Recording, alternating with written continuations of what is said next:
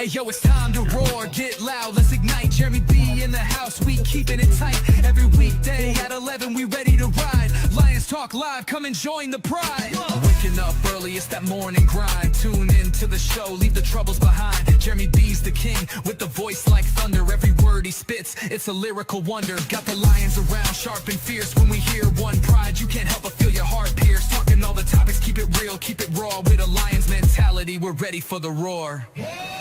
One pride, it feels right. Jeremy B bringing the heat, morning light. Every weekday at 11 we taking flight. Lions Talk Alive, yeah, we ready to bite. One pride, hear us loud. Jeremy's in the zone, making us proud. This is a Huddle Sports Network broadcast. You can find us on Roku TV, Amazon Fire TV, Facebook, and of course YouTube. Get all your NFL news here first.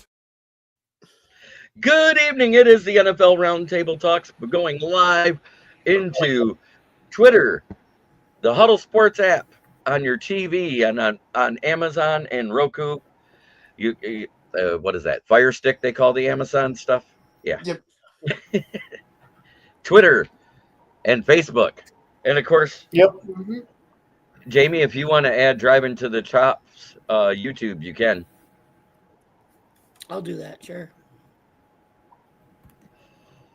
That way we get some more interaction. What the heck? I would do it on mine, but I think my people are too busy watching combat content. So after he adds that, we are going to add our first topic in. Shadookie Sanders, as I named him in the draft, after he dropped to the 5th round, is the 4th best quarterback. Oh, we got Dom in the house, a dirty Dom, and Ken Dobie. Hey, what's up, Ken, brother? Scoot over. No, he's fine right where he's at. We got Stephen Bauer and Emily Hills in there saying she's happy to be here. Good to see you, Emily. Good to see you, Stephen. Good to see you. It's great to be here talking football, but Shadookie Sanders is the 4th best quarterback according to the Browns' early depth chart. What do you think about that there, Ken? Hey, so I hear a rumor that their roster is going to be Myles Garrett and 52 quarterbacks. Yeah, that's what I heard. Yeah, because they just signed Tyler Huntley, didn't they? Yep. It's like, And here's the great part. It's Joe Flacid, Dylan Gabriel, Tyler Huntley, Shadookie Sanders. In that order on the depth chart. Tyler Huntley's actually not that bad, though. I know, but I think it's funny that he got the number 3 and he hasn't played it down in practice yet. They're like an episode of Hey Man. Remember that from In Living Color? Except it's a quarterback edition. Hey, what's going on in Cleveland? Yeah, let it go. It's fun. Hey, it's fun. No. That wasn't it. Oh, we got Smoking Dad in the building. Too bad I don't have my soundboard. Everyone do it anyways. Yeah, close enough. I mean, hey, I heard that Smoking Dad might be getting a contract to be a play quarterback for the Browns too while they're at it. Yeah, and you know, we got the BCP Daniel Jones there next to you. Will Vogel could get in. I mean, I've been told, and I fully believe, when you have 2 quarterbacks, you have none. So what does it mean when you have 6? 6. Wait, did you guys You're just the hear Cleveland that? Browns. Wait. Did you guys hear that? I heard the Browns are signing Uncle Rico and Shane Falco over Shador Sanders as well. Look, Uncle Rico's Kyle Orton. Don't be talking bad about Neckbeard. You do not besmirch Neckbeard. No, Neckbeard's awesome. I love his inscriptions. We're talking about Neckbeards. Yeah. You know, do not besmirch the Neckbeard. That man is awesome. No, but you know, all these jokes with Uncle Rico, blah blah blah. Look it. Let's be honest for a second as we make fun of the Cleveland Browns. Everyone coming in the draft like, oh, Shador's going number 2. Shador's going number 2. Cleveland says, yeah, you know what? Hold my Mountain Dew, hold my beer, whatever it is you got. We're going to trade that pick away. If you're like, oh my God, you're crazy. They get this haul, right? Then they go and get Shador in the 5th round. This is the guy that everyone was going to say was going to be the number 2 overall pick. So now, think of it this way. If Shador is a complete bust, who cares? He was a 5th rounder. It doesn't matter. If Shador becomes the franchise, that becomes the best trade in NFL history. Right, exactly. Here's the thing about Shador. Like, forget about his last name and his father. Based upon his college stats and his win-loss record as a college quarterback, he went about where you should go. Right. He was 13-12. Yeah. In the Big 12, Pac-4, whatever that was. So, I agree with Dom. Like, you're barely over 500 as a quarterback in college, and you everyone's like, oh, he's going first round. JB and I've talked for months, and a bunch of us. Did I think he was going first round? I thought at furthest he was going to go 3rd or 4th. The guy is overrated, and I don't like his attitude. He's supposedly going to be starting against the Panthers in the preseason game, so I hope he gets demolished. But you know what? Don't wish injury upon a man. I'm not wishing injury. I'm just saying I hope we demolish, like beat it, like sack him a few times. Listen to what you just said. It's against the Panthers, bro. That's why. But Vogel, he's the only guy in the draft who's had his jersey retired at his college. But you know what? Yeah, that's because of his dad, not because he was. Dad also has a porta potty on the sidelines for next year. I'm almost done, guys. One sec. I was never sold on him going into the NFL. I even liked Gabriel ahead of him, and I loved Gabriel in college. Like, yeah, he wasn't amazing, but he was better than Shador. So, am I surprised? No, because guess what? You're just not that good, Shador. I'm just hoping that this nickname sticks as good as Caleb's nickname now last year, where I've heard it on podcasts, not even in the Huddle Sports Network, because LGBTQB1 still sticks. Yes, it does. I like Shaboozy Sanders. Everybody with the Browns getting tipsy. No, Jamie. If he was pulled over, Ken, I seen some highlights from Browns practice, and I see Caleb's in mid-season form throwing tantrums and interceptions. Yeah, did you see what I said in the group? Yeah. So it's funny though that the video you're talking about, Mike. I thought too, like it was a pass drill with the Nets, and it was terrible. I mean, he's like all pissed off. What they don't show you is the very next set of reps he did. Every single ball was a laser dime. I know that. But so here's my question, though. And JB, look at you guys. We know the way the media crawls up everything's butt at camp.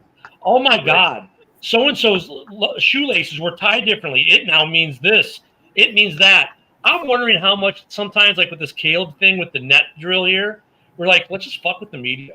Let's just go out there. I'm just go out there and just flail about and then act all pissed off. And that's going to be what they report, because they're not going to report what happened next. So I wanted to tell Jamie real quick. Jamie, if it was Shaboozy Sanders, he'd be pulled over for drinking and driving.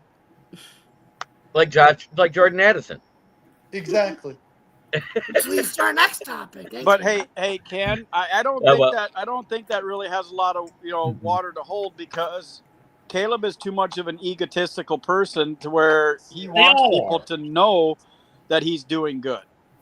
But I mean, every NFL player is that, but they also are pranksters and jokesters, and you hear about some of the stuff that these guys pull. I mean, first off, it's preseason. I don't put much in camp. I don't put much stock in any of these reports about that kind of stuff at camp. For me, it's like, okay, I wait till week 1 to see what my team is somewhat, and then what they're becoming. Camp and practices can be indicators of certain things, yes, but I don't like bet the farm. Because if I bet the farm, then Mapletron should be the best wide receiver in the NFL from 2 years ago at camp. He was the best wide receiver ever, and I should have put money at Vegas, and I'd be a multimillionaire not needing my pension to survive. You know what I mean? So for me, I put 100, he'd fail. Yeah, you would have won money on that. You should have bet the Buccaneers in the wild card round 2 years ago against the Eagles. So I mean, that's what I'm saying. When it comes to this camp stuff, I don't put too much into it. It's there, but we've seen it over the last 3 seasons since they've been doing this 17 games and 3 preseason games. The first 2 games have really been like preseason games for the starters because they don't play all year. You know, the teams that come out hot right away and do something are the ones that actually play their starters. Who has it been consistently playing their starters the last 3 years? Oh, it's one team, the Chiefs. Yeah. I mean, so there's something to be said with Andy Reid being old school and doing it that way. And here's the thing too: when you look at the offense and the defense of your team, these preseason games, guys, I hate to break it to you, they're not playing their scheme. It's all plain Jane vanilla crap. They're not showing any of the good looks. They're showing the most plain Jane base version of the offense and defense they can get away with in the preseason. So when guys come out, if you've seen our defense, it's going to be smoking. Look how good it was in the preseason. Right. Like the Bears the last 2 years being undefeated in the preseason. That's done them so well. Yeah. Yeah. Well, yeah, 80% of them guys on the preseason roster aren't going to be on the team week 1. The Lions way. That's the Bears. Look at the Browns were 4-0 in the preseason. Think about it. The Browns went 4-0 in the preseason and then 0-16 in the regular season. So did the Lions. The Lions. Yeah. 2008 preseason champs. Yep. 2008 regular season duds. I'm not too worried about some of these camp stories I'm seeing or overly encouraged by them either. I take them both with a grain of salt. Right now for the Bears, hoping for the best. As always, though, planning for the worst. And I've got my questions. The only thing you find out from the preseason that's actually worthwhile or relevant is how shitty are your 2s and 3s. Yep. Against other teams' 2s and 3s. Yep. So, Jamie, what do you think about Shadookie Sanders? Shadookie. I think he may turn out. I think he could turn out to be a good starter. But like I said, I think he should start this first preseason game. They're putting their faith in him and things like that, and see what he's got. And plus, like Ken said, they didn't take him number 2. They took him in the 4th or 5th round, in the 5th round. So because they knew. Hey, and here's the other thing. I said something before the draft. I said with his dad being his agent, until his dad is fired, nobody was going to draft him. What happened just before day 3? Fired his dad. He fired his dad. Did you hear? And they still didn't take him in the. And they still didn't take him in the first round of day 3. And so was Dion officially his agent, or he just had hired one? No, Dion was officially his agent. So I just read that he also just said, I don't want my dad even at any of my practices. Well, yeah, he's got to separate himself because think about it. Here's the other rub on Shador, JB's heard me say this a lot, right? Is his high school coach, Dion, his college coach at both colleges, Dion, then his agent, Dion, until firing. Then Dion goes and retires his college jersey because he was 13 and 12 or 12 and 13, whichever one it is. So if I'm Shadookie, I want to create as much separation between myself and my dad as humanly possible and become my own man and maybe get a fair shot in Cleveland. Because even if Dion shows up, dude, that's enough for them to be like, you know what, we don't need this noise. But here's a simple fact about it. Him and his dad have one thing in common. They're both going to piss the bed this year. So I have a question for JB real quick. Can we get through this one topic and then we'll do questions? Not included in those 6 is Deshaun Watson, right? No, that's included in the 6. Oh, he's just on the IR till midseason. Oh. Yeah. And he's the one who's laughing because he's fully guaranteed. No, you didn't hear that. They restructured him. He is not fully guaranteed anymore. Nope. And welcome to the stage, main event Mike. Mike. Oh, Mike. Good evening, gentlemen. Good evening. We're talking about Shadookie Sanders. Austin and Megan's going to give their little spiel about it. What do you think about him being the 4th best QB on their depth chart? Sounds about right for where he went and the talent level that he showed in college. But I guess this first preseason game against the Panthers is going to show the Browns pretty much what they believe in him, or how much is his opportunity to show him that he deserves to be further up in the depth chart. But for right now, I think he's where he needs to be. And like everyone else said, if he winds up being the next Tom Brady, then the Browns look like geniuses getting him in the 5th round. If he winds up being the next Johnny Manziel, then no harm, no foul. He got win in the 5th. Mike Johnson. Take it easy on Johnny Manziel. Yeah. No. You ever tried being sober in Cleveland? Mike's turn, though. No, you're good, man. I'm only here for a short time. I appreciate the opportunity. I think they're going to give him this one shot, to go out and either make it or break it. I don't think that he's NFL worthy. I think that Shadookie is going to end up on the practice squad, and it's going to be sooner than later. He's overrated. He played in the Big 12. He had a horseshit record, and the only thing that made him look good was Travis. And that's all I got to say. And anybody wants to disagree, but he's a mediocre quarterback at best. Gabriel in Oregon had a way better career. He had way better passing percentage. He had more yards. He's a more defined quarterback. I think it's going to be Joe Flacco, number 1. I think it's going to be Gabriel, number 2. And what's the other one? Huntley. Pickett. No, I think Kenny Pickett will be number 3. And the rest of them are going to practice squad. Right now, they got Kenny Pickett listed as behind Shadookie Sanders. That's how bad he's been at camp. Oh, my God. He's been hurt, too. Yeah. Hey, I don't see him putting a lot of stock in him. I think this preseason start is, going to be the safe face, just for a draft pick. And he's going to go out there and either shine or be dull. Hey, Michael, wouldn't it be funny if Shadookie, like you said, ends up on the practice squad and he'd be the first guy, I think probably in NCAA history, would have his jersey retired in college and not even make an NFL roster? Yeah. All right, main event, Mike. It is your turn to speak. I need just a second. Okay, no problem. You got to get that wild beard in check. Yeah. Well, okay. Well, what was your question for me? I got to find the cord. I hate when that happens.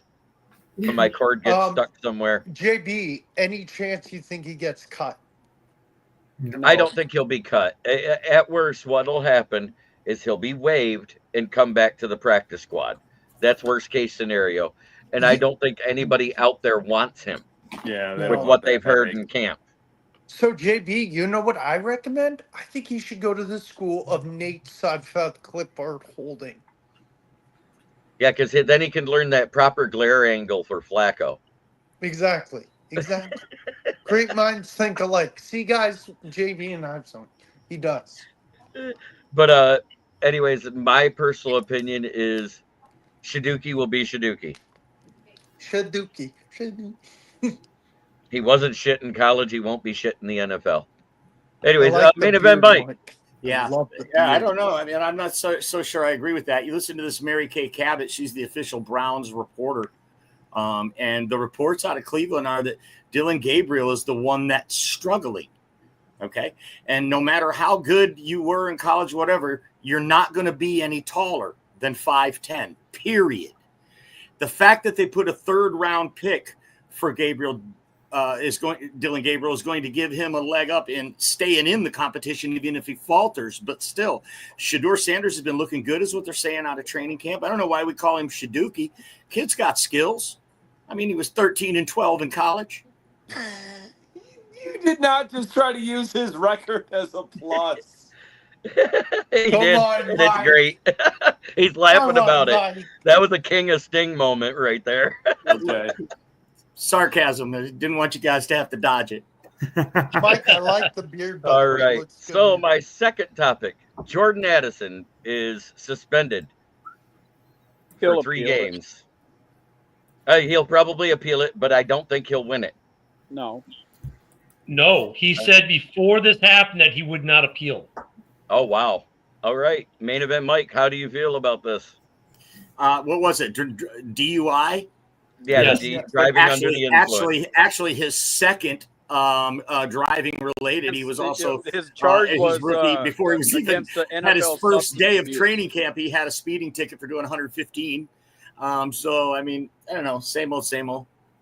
Yeah. All right. Yeah, for clarification, it wasn't okay. So let me clarify for those who don't know the full story. He was found sitting in his car, keys in ignition on the entrance ramp to LAX, not driving. He pleaded parking it down, so it's not technically a DUI.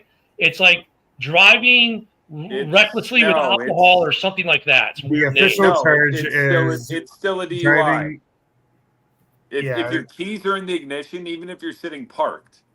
Yep. Right, but Even they if the engine's plead not the running. charge down. That's not the They actual plead- charge you were found The on. charge that it is OUI, operating Shit. while under the influence. I know it's the same thing, Yeah, but that's what they minor. change it to. Yeah. It's a minor flaw. It gets the same weight as a DUI on your record, but it's a lesser charge for what they can actually jail you or Isn't Jordan put you on. Addison USC? Yes. Yep. Oh, okay. So his flash And in the hit. pan is about done flashing.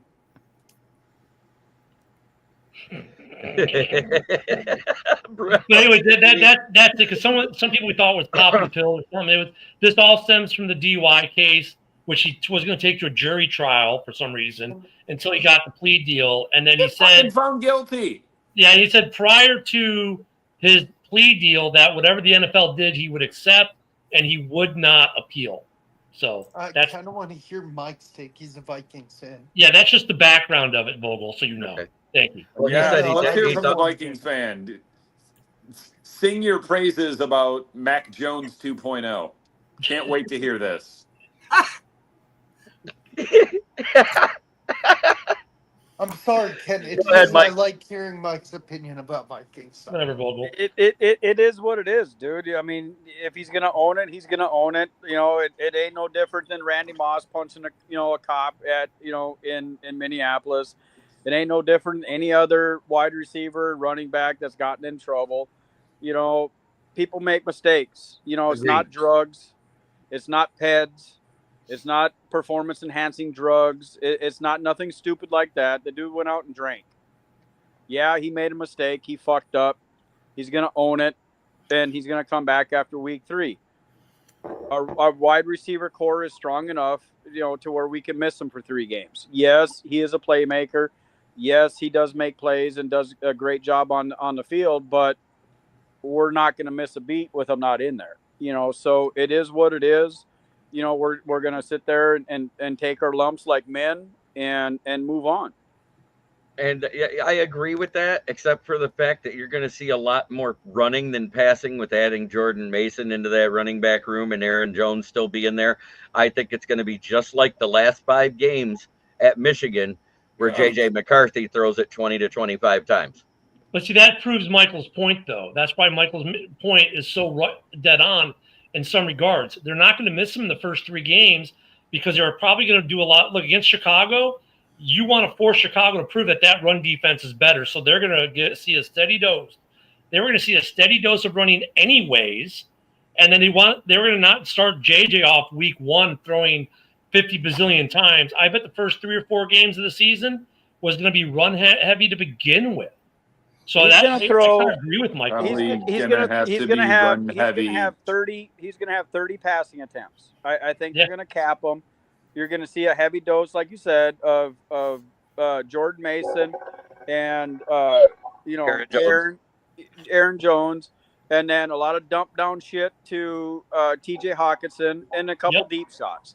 And once he gets comfortable and everything else, and maybe about week 5, they start opening up a little bit more and throwing down the field and stuff like that. But realistically, he's still a rookie. He only played 2 games in the preseason.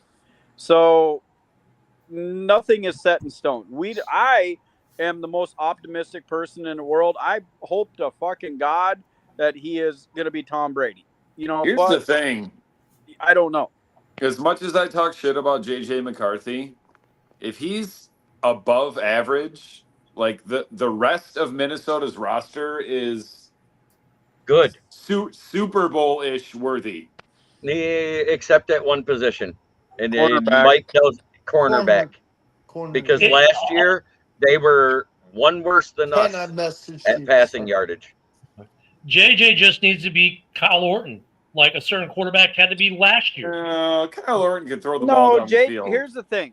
Just manage. JJ McCarthy needs to be JJ McCarthy. He doesn't need to be superstar. He doesn't need to do that. He needs to be a clock manager. He needs to be able to be a leader and make good decisions. If he makes good decisions, the rest of that roster will do what they're he's not designed to do. sniffing Sam Darnold's jockstrap. But what I'm saying by that, Michael, is like he doesn't have to be a massive playmaker. Like when I say you have to be neckbeard, you just have to manage the game. You don't have to do anything special. You just deliver the ball where it's supposed to be, on time, on target. And if it's not there, throw it away and wait for the next play. It's all he needs to do, which is what Kyle Orton was good at. If he can do that, then he's going to be just fine in Minnesota because that's a plug and play. He just has to make good decisions. That's it. That's it.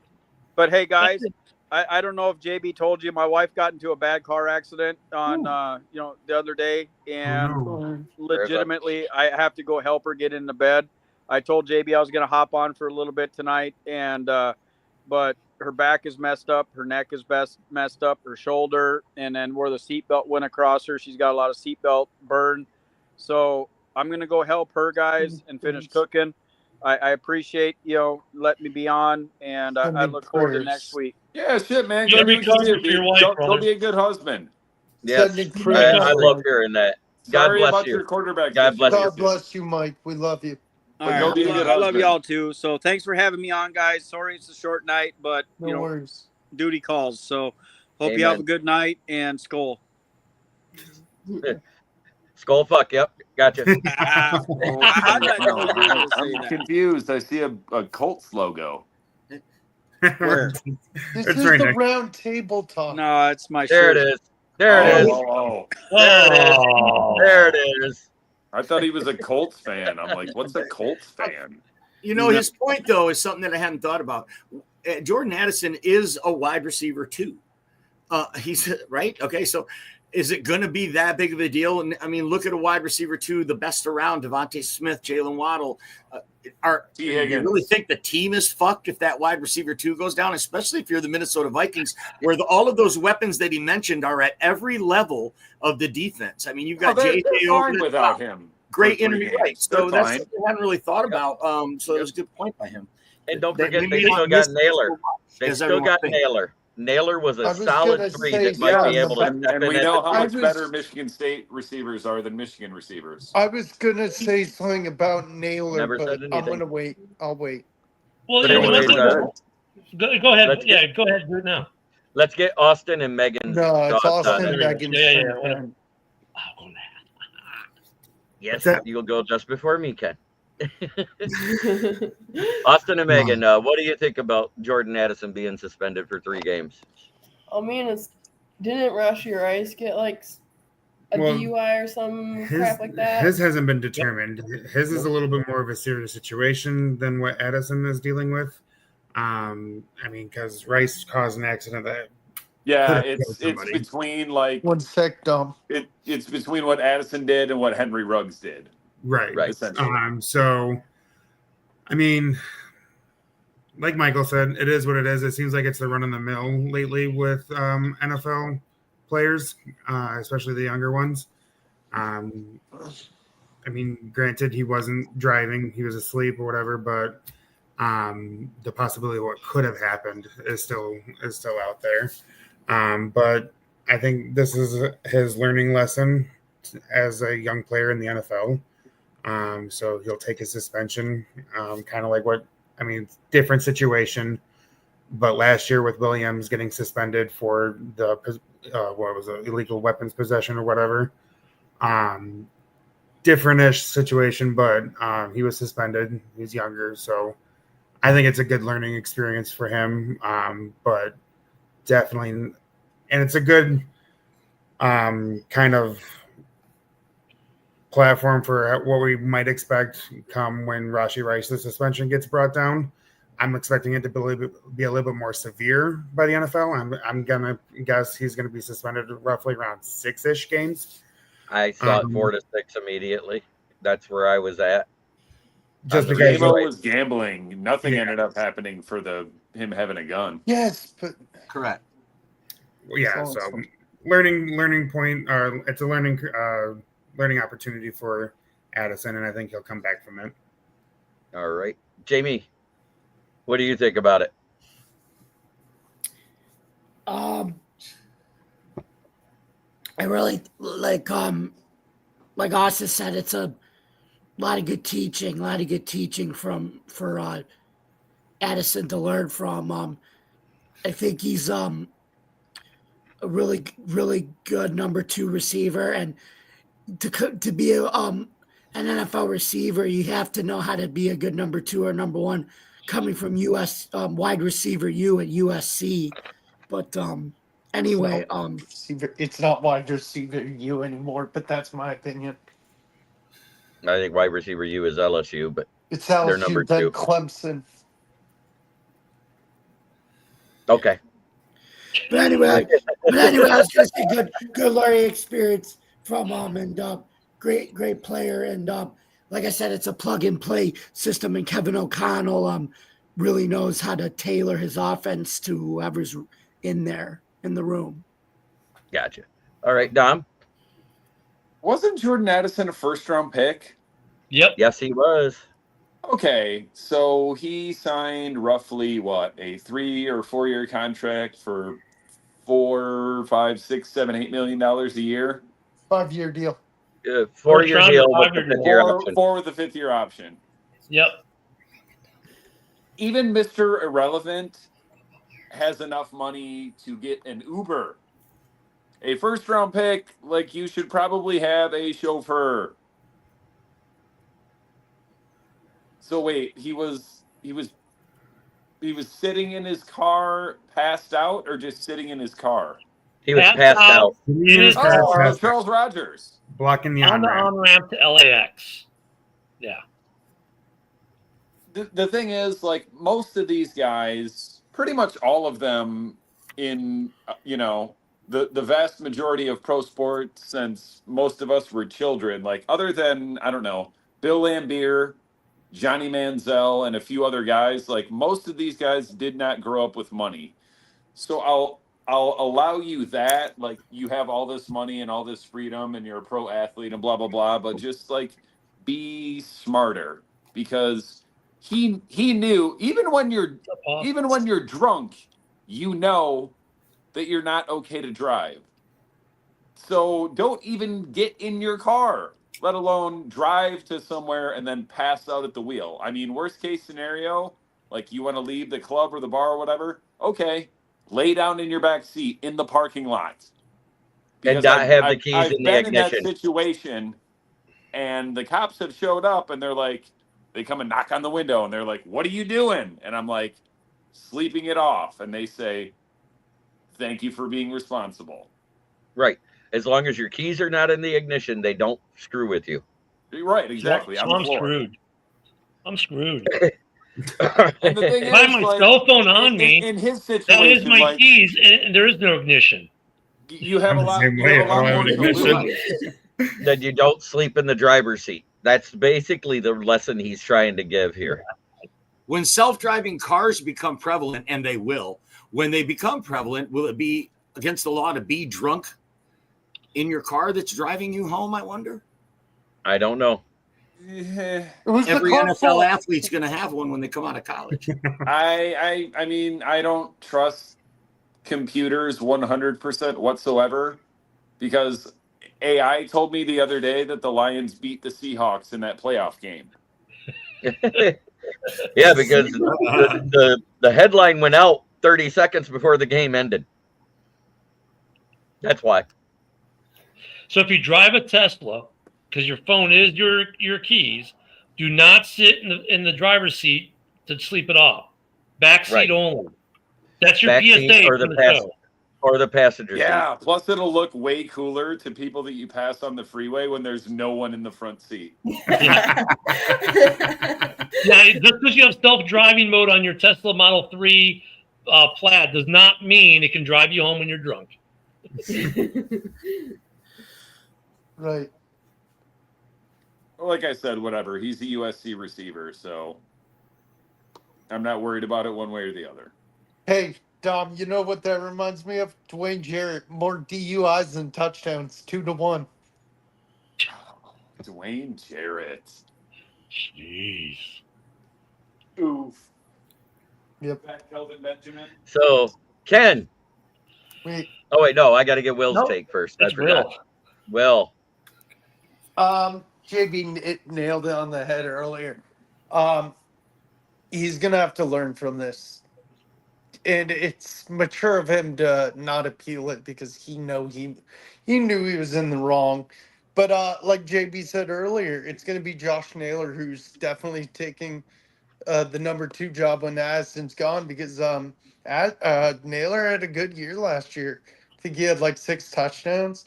So yeah, and I just read a thing on the Minneapolis Star, the newspaper, that Addison's out for the in practice because of like a little hamstring thing, but Naylor's turning a lot of heads, and I just read they're expecting Naylor to be the number 2 when Addison is gone. Well, yeah, but they should be preparing for that. If there is a little injury like that after the suspension is handed down, you expect them to use JJ Jetta's the one with the injury. Oh, okay. Oh, Jay Jetta, gotcha. All right, Ken, the Bear fan. So I agree with like pretty much everything that's been said. I'll just add this. I think the one thing though that we are discounting. So last year, the first Bears Vikings game, the Bears shut JJ down. JJ wasn't the reason they put up some plays. It was Addison. Because if you can shut JJ down, then Addison burns you. If you shut Addison down, because he had a big week, so coaches then look at Addison, all of a sudden JJ burns you. That's the secret sauce for them. Because they have 2 number 1 receivers. Yes, we call Addison a 2, but the guy's a first-round pick. He should be a 1. And he plays like a 1 at times. And that, so on some level, even though I agree with like, you know, hey, they're probably going to be run heavy the first couple weeks, it still hurts because in those first 3 games, if you can shut JJ down, contain Hawk, and if your run defense is stout, they've lost that piece that's needed. And that can create problems for the other JJ throwing the ball. So there is a big negative connotation there. You're going to have to force that rookie to be the guy and force him to show you he is the guy. Because right now, that guy who always burns you when you finally contain JJ isn't there. So there is a negative on the field in this. It's not just all roads like, oh, yeah, they're going to be fine without him. No, they're going to feel his presence not being there. And I want to end my take with, I'm waiting for main event to look at the camera. Everyone just look at that magnificent beard that Mike has done. Mike, yeah, great like look. I said I earlier, love it. I love his beard. Love the new look. It's been a while. I'm sure in a couple of days it's gone. I'm going completely clean shave. So, I'm overdue. I'm wondering if they need to bring in like Chris Carter and a couple of the other great wide receivers they used to and do the wide receivers rookie symposium again. Yes. Telling them exactly how to act in the NFL. Because ever since he stopped doing that, we've seen more of this stupid diva shit out of rookies. I think receivers especially. I think each position should have like a small, maybe 3 guys who've played and say, we're doing this symposium. Well, and there's another thing too that I forget that. Look, Minnesota's got a lot of cap. They've got cap room. Don't put it past them to wait till camp breaks when they don't have to fully guarantee the contract for the whole year. and they go out and they get like, I don't know, name a receiver that's out there that's still somewhat decent, and do something like that for a couple weeks, and then just cut him when Addison comes back. And if they don't, I hear that Kenny gives them Galladay insurance. is available. No, they think that He's always Naylor's available. gonna fit in good. Not on the field. Ken. They think Naylor's Gabe the right Davis? spot. Gabe Davis. Yeah, Gabe Davis. Is he a free agent right now? Yeah. I Yeah, think I Gabe- think Big game, Gabe. there are a couple. Look, there are a couple wide receivers available. Don't put it past the Vikings to sign someone, but just to wait till they don't have to fully guarantee it. Get a couple weeks out of them, and then make a decision. Hey, do I want to pay the guy the $2 or $3 million for the rest of the year, or just cut him and owe him nothing? Because there's that gamesmanship that comes at the money piece where they're going to do that. Where some of these guys will pick up contracts once it becomes, hey, you can sign them and not have to fully guarantee it. And if I'm Minnesota with the cap room they've got, I might do that just if I don't feel comfy with, I want another wide receiver on the roster coming in to the season with one of my best weapons on the side with a suspension. So I wouldn't put it past them. And there's some very serviceable, good wide receivers out there who can fit that bill. Odell is sitting on the couch, isn't he? Yes, Odell is, and then Amari Cooper still is. So Cooper doesn't have a job either. No, Nope. Cooper's still jobless. So I mean, I don't know. Do you guys know when? I think the cutoff isn't right after. Is it right after camp or after week 1 game? No. Right after camp. So yeah, they break camp. Oh, we break camp on Sunday. On Monday morning, we've signed Odell Beckham Jr.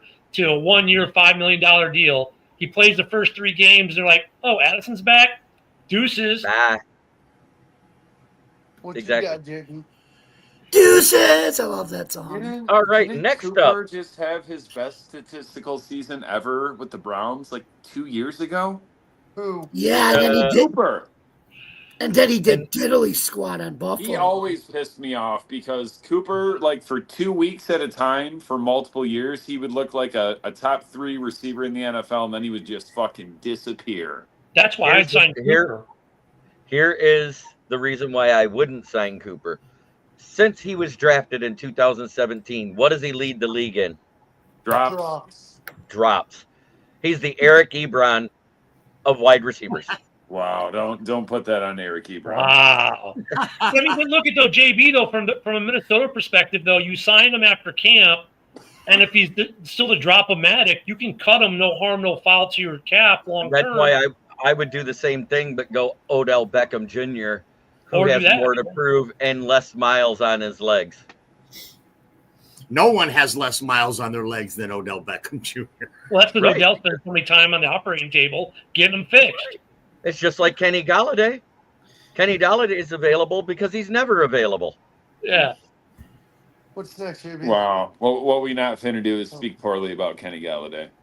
Hey, the best part about Kenny Galladay was getting $19 million a year from the Giants and not the Lions. That I was just talking to somebody about it earlier. That is maybe the worst, most egregious case of free agent money larceny since Fat Albert with the foreskins. What's with New York? That's New York's second greatest contract after Bobby Bowe, who still gets paid. That was the biggest overspend of free agent That's the since Orioles, Scott not the Mitchell. Mets. The second one was Lyle Collins for the Bengals. Or when Mike Ditka traded his entire draft pick for Ricky Williams. Yeah, but for 3 years he was great for them. You say what you want. And Ricky for Williams a couple his years first with 3 years. Miami. Yeah, for And his Miami first 3 did years. nothing with those picks. Yeah, Miami. Actually, I just read an article not long ago because they were going over some of these trades, and they called that one actually a win for the Saints because they had that entire draft class that they got. Miami they did absolutely zero. It was Washington got all those picks for Ricky Williams. They did nothing with it. Is Still, what they did nothing. They did nothing, and so they called that one a push at best. Or the Saints won. Still got Ditka fired though, but still. Yeah. Doesn't Miami have the longest current playoff win drought right now? Or the Jets? It's the Jets. It's the Jets. It's the Jets and Miami. But Former Lions safety Tracy Walker III has been suspended for the first 12 games of the 2025 season as a free agent. Nobody's signing him now.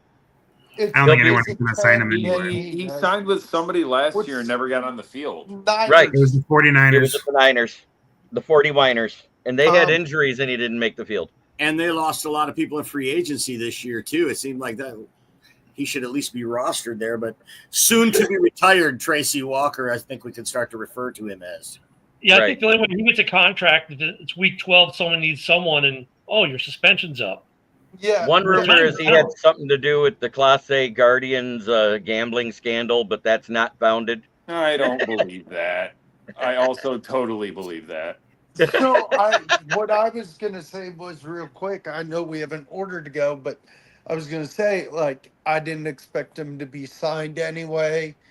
He was on a practice squad last year with the Niners, and he's 30. I forgot he was even a thing. Same. Thanks, JB, for reminding us. Like Kyle Trask. Kyle Trask. That's funny. Kyle Trash. I Matt had Patrash's for cousin. Kyle Trask to be the Bucks. what do you call it? The narrative rewriter for quarterbacks from the state of Florida. Yep. And it didn't work. Yeah, now he's QB3 because Teddy Bridgewater signed with Tampa. That would be Rex Grossman. God damn it. Sexy Rex. Wow. Sexy Rex. Aaron Rodgers has as many boot this NFC guy out of the championship games podcast as Rex when mentioning Grossman. Rex Grossman. Wow, that's rough. That's true, though, actually. I know it's true, but it's rough. Yeah. He was the starting quarterback for the Bears when they made that Super Bowl, right? That's right. Yep. And Desmond Clark, who was the starting tight end for that team, said actually, when we had him on the show, in the morning show last summer, we asked him who his favorite quarterback he ever played with was, and he said Rex Grossman. Because he said, and he quantified, he goes, when Rex was on, there was no quarterback better he ever played with. But then he said when he was off, though, he was off. Must have not played with any other good quarterbacks. He did. I mean, Desmond played with some good quarterbacks. I mean, I like the way he quantified it, though. He's like, when Rexy was on, there was no one better. The problem was when he was off, he was horrendous. Kyle Orton was a good quarterback. He was. Yeah. He won 10 games as a rookie. Got no votes for rookie of the year that year. Kyle Orton from Purdue. Yeah, I mean, he was just Mr. Dependable. He was a great game manager. Won 10 games as a rookie. He takes the Bears to the playoffs. He gets them into the playoffs. Rex Grossman was hurt. That's why he started his rookie year. And he gets the Bears in the playoffs, winning 10 games. And then the Bears lose in the first round because Rex Grossman stunk that game. And he gets 0 votes for Offensive Rookie of the Year, which mind-boggled me. You could have ended that sentence after the word Grossman. You said because Rex Grossman. My favorite Bears quarterback is. Have you ever heard Ken's take on Dante Pettis? It's currently showing in a 3-part Netflix series called A Solid Wide Receiver 4. Ralph. Hello, Ralph. Yeah, bro. Hey, Ralph. Every wide receiver that Green Bay has right now. Go ahead.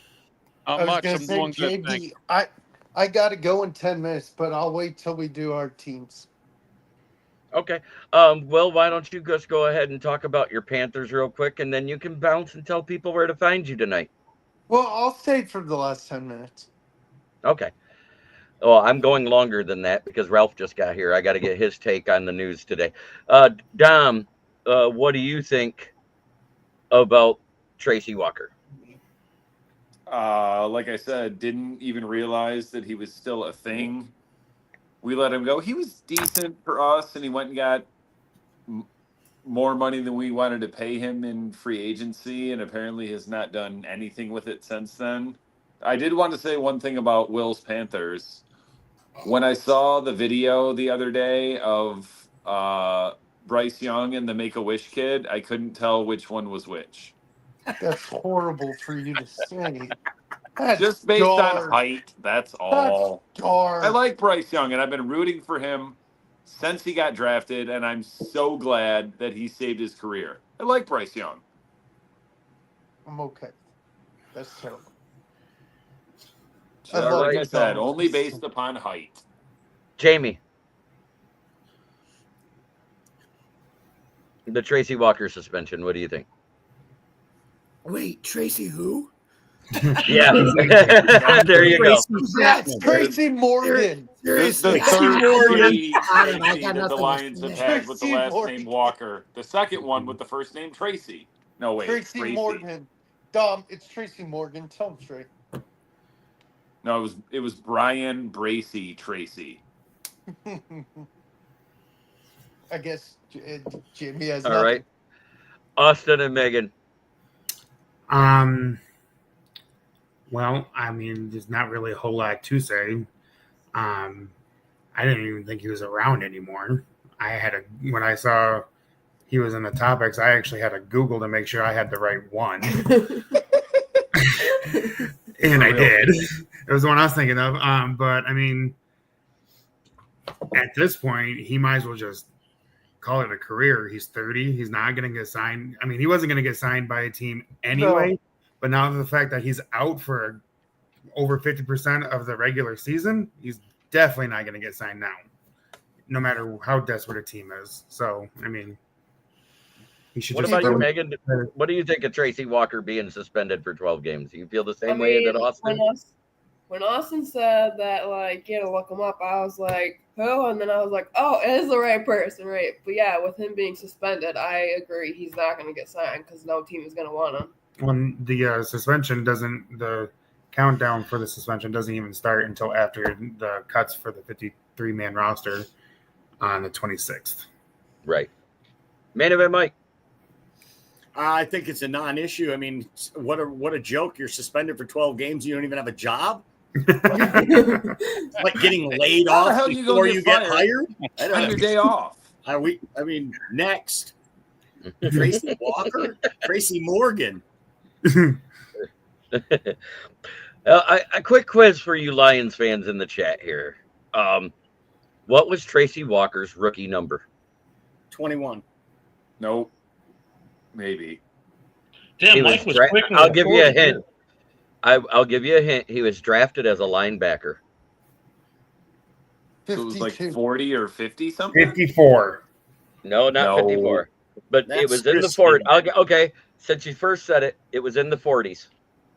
48. 40. 41. 43. 48. 44. Drafted as a linebacker. He wasn't big enough. He was number 20. He was a safety. 47 was his number. He was drafted as an outside linebacker. He kept it, too. He kept it for 2 years and then switched after Petrasha was gone. So like the opposite of Rodrigo, because Rodrigo played some safety in college and then became an undersized linebacker. Right. The exact and everybody's hero, Tom Kennedy, but he got a starting job. Yep. Man. The only reason why I know that was just love Rodrigo. Love Rodrigo. Love him. I know you continually bash Rodrigo, Tom. Love this guy. And we will have no Tom Kennedy slander at all. No 5th or 6th round pick that isn't even a real linebacker should be starting for you. He's a beast on special teams. We ripped it down. He's a workhorse. We got a 6th rounder. If we cut Malcolm Rodriguez, you don't think another team would pick him up in a minute? He would not clear waivers. I guarantee he would not clear waivers. He's Hispanic. Jalen Reeves may have been. No, he's Hispanic. He's a Get it right. Linebacker. You're crazy, dude.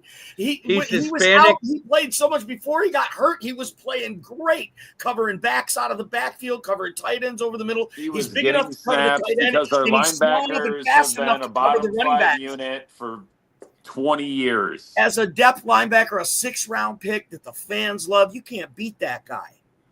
I'll tell you what. Just not a starter. Sure, You but want we to know what? ripped it down the studs. And as soon as we drafted guys and built the team up a little, he went right to the bench and jumped in his role. He's a great team player. I mean, that's why I don't understand why you don't love Rodrigo. I do. Not that I don't love him. I wait. just never loved him as a starter. Okay, Dom. I've been trying to talk for 5 minutes now. Go ahead. Sorry. All right. Rodrigo is Hispanic Zach Follett.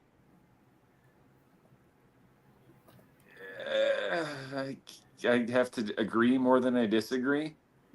Because did Rodrigo, he hits Rodrigo great. write the concussion answers on his arm like Follett did? No, but he handed out as many concussions as Zach Follett did. Oh, so that being said, we're gonna get camp news from each person. I'm gonna start right with Ralph. What are things being said about camp in Pittsburgh? Well, we have a first-round pick lineman who is not doing very well right now. His real name is Broderick Jones, but they're calling him Bustrick and Bumrick Jones. That's what they're calling him right now. So Will Howard is injured already. He's got a sore thumb. I don't know if it's as bad as what Ben's thumb was. Everybody made a big issue about Ben's thumb. And so we'll see what kind of questions they ask Mike Tomlin about Will Howard's thumb. So, I mean, but and I was at a couple of those Bill Cowher press conferences when they asked about Ben's thumb. So, I mean, but other than that, it's not going too bad. We're in our first preseason game is Saturday in Jacksonville, and we're going to find out exactly what we have right now because we have a lot of key free agents we signed, but we don't know what they can do here as compared to what they did there. So we'll see what happens. They have to get acclimated with the system, and we'll see what Aaron Rodgers does. And now we have to deal with Skylar Thompson because Will Howard is not going to be available, and Mason Rudolph will probably get the bulk of the snaps. I'm interested to see what Jacksonville looks like with Travis Hunter and Liam Cohen. That's my thing there. And can Trevor Lawrence with his third coach? I'm interested to see what he's going to do this year. This is his third coach. So let's see what he does. I mean, so but as far as Steeler training camp goes, no real bad injuries except for Will Howard's thumb. And, Salomalu's out with one of our linemen with soft tissue problems. And so other than that, we're going to find out what happens. This offensive line is a little bit suspect right now. Can they protect Aaron Rodgers? We need to find out. And we'll see what goes on. I'm interested to see what our draft picks look like. That's where I'm looking at. So there you go. Right. Mike, I'm going to go to a boxing match with your cat. Absolutely love Pittsburgh going all in to go 10-7 and still lose in the first round. Okay. Yes, absolutely. All right, Jamie I've Malloy. said this many times, and I'll say it one more time. If the Steelers go to the Super Bowl with Mike Tomlin, I will do all my shows naked. Okay? That's how much. The good thing is, Mike Tomlin's going to retire with that one Super Bowl he won with Bill Cowher's players. Okay, he has 2 more years left on his contract. It'll be 20 years. I think he's done. I hope he walks away. I really do. How long have you wanted him to get fired? Since he hasn't won a playoff game since 2016. Okay. All right. And he got rid of every good assistant he ever had and brought in a bunch of yes men who can't coach their way out of a paper bag. We have Terrell Austin. Ask Smoke and Jeremy B about Terrell Austin. Yeah, Austin was your guy. He's our defensive Brian Flores coordinator. for a minute. Yeah. Ask Jeremy B about him. Yeah, we remember Terrell Austin. Yeah. And now we're stuck with him, and he stinks. And we You're got rid of welcome. a good guy like Brian Flores, Yeah, I know. But Jamie Malloy, let's hear about Bill's camp real quick.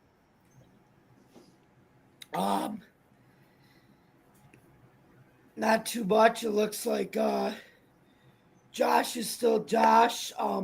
James Cook is holding in for his contract, but that gives Ray Davis some more reps. Keon Coleman looks like is breaking out in camp, which is good to see. We need to see some stuff out of him. But I think we're going to talk about Big Deion Walker, 6'7", 331-pound defensive tackle, a.k.a. the Dancing Bear, or the big guy with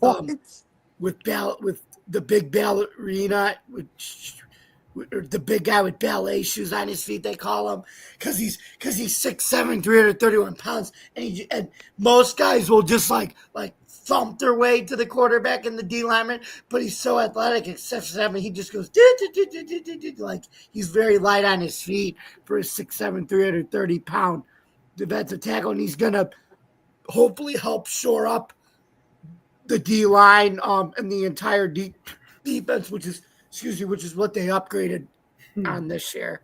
I have a question about the Bills. Fire away, Dom. Can you beat the Chiefs in the playoffs? I think this is the best year to I do don't it. believe you. I don't believe you. I think this might be the year, though. That's what I just said. Khalil Shakir had an ankle injury too, I heard. Did you hear anything about that? I did hear about that. I take these camp injuries, unless they're out for the season, with a grain of salt now, because like I said, you have 17 games and less preseason games. But the only good thing about them getting hurt in the preseason, it heals quicker for game 2 or 3, but it heals quicker for the regular season. I like Keon Coleman as a late round wide receiver on my fantasy team this year. Go for it, dude. I Michigan would. State. He's going like 11th, 12th round in most drafts. State. I think that could be a Yes, the steal. fuck he did, Will. You said Michigan or Florida? Michigan State. He went to And then he went FSU to his Florida last and he year. transferred to Florida State. Transfer. Oh, okay. Sorry. Yeah. Couldn't All hear you. right. Well, let's hear your Panthers news. And then We I all know got the it. I'm sorry. I know, and we know the Pampers are full of shit. But anyways, go ahead. Not full of shit anymore. Come on, JB. They're getting better. So we did receive news that earlier this afternoon that J.C. Horn was in a car accident. Everything's okay. It was just rainy in uptown Charlotte and all around Charlotte today. No one got hurt. He wasn't speeding.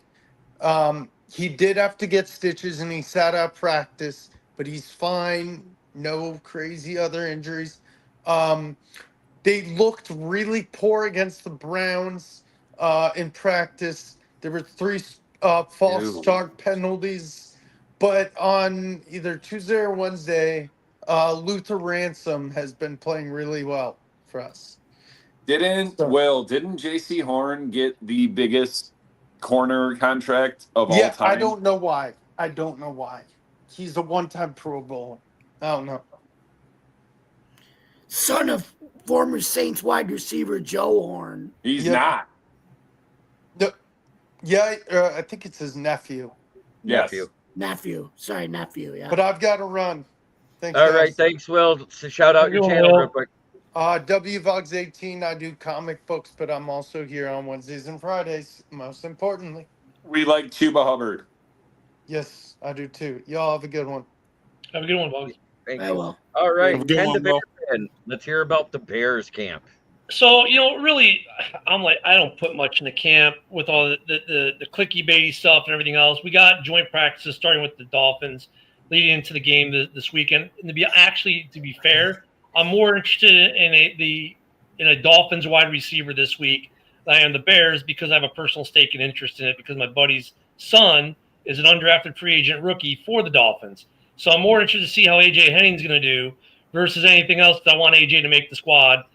His dad and I served together in the Army for a bit. But That's Bears, awesome. when it comes to camp and the clickbait articles and these little videos and that we see and the hype videos that teams put out, I mean, really, I don't put much faith in it. I have 2 questions, and those 2 questions are going to remain the same from today until week 3. Is the offensive line better? And is Ben Johnson not just a good offense coordinator, but is he also a head coach?